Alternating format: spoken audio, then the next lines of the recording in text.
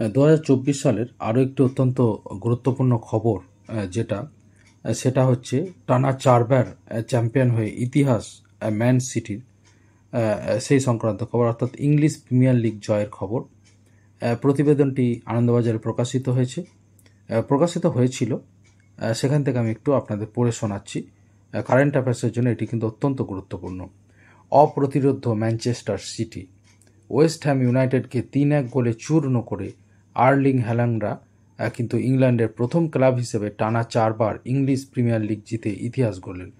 অর্থাৎ 2024 সালে English Premier league জিতে চ্যাম্পিয়ন হয়েছিল ম্যানচেস্টার সিটি এবং টানা 4বার জয়লাভ করেছিল ইংলিশ প্রিমিয়ার লিগ এবং ইতিহাস গড়েছিল।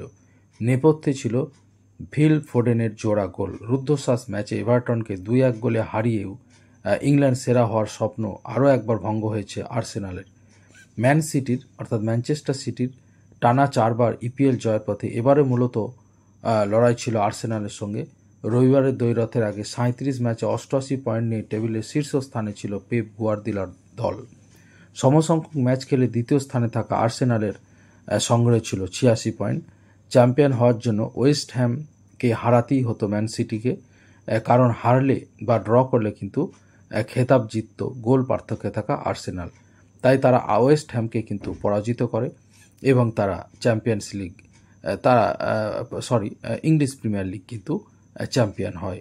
ওয়েস্ট হ্যামের বিরুদ্ধে ম্যাচের 24 ঘন্টা আগেই গুয়ার্দিওলা জানিয়েছিলেন জেতা ছাড়া অন্য কোনো অঙ্কই তার মাথায় নেই। রবিবার ঘরের মাঠে তাই খেলা শুরু হওয়ার 2 মিনিটের মধ্যেই নেলার্দো সিলভার পাস থেকে অসাধারণ গোলে ম্যান সিটিকে এগিয়ে দেন ইপিএলে চলতি মরশুমে সেরা ফুটবলার নির্বাচিত হওয়া ফোডেন।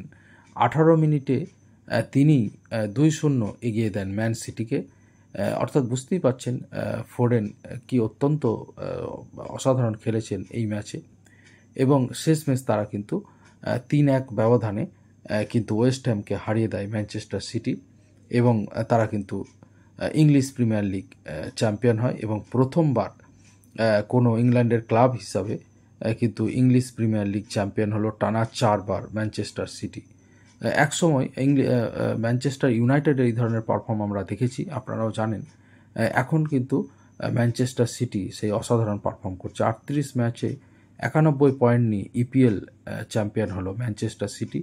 আমি মনে করি এটা অত্যন্ত গুরুত্বপূর্ণ খবর চাকরি প্রার্থীদের কাছে। তাই অবশ্যই স্ক্রিনশট নিয়ে এই খবরটা আপনারা অবশ্যই সংগ্রহে রাখুন এবং খবরটা পড়ে নিন। আমার ভিডিওটা অবশ্যই আপনারা দেখুন।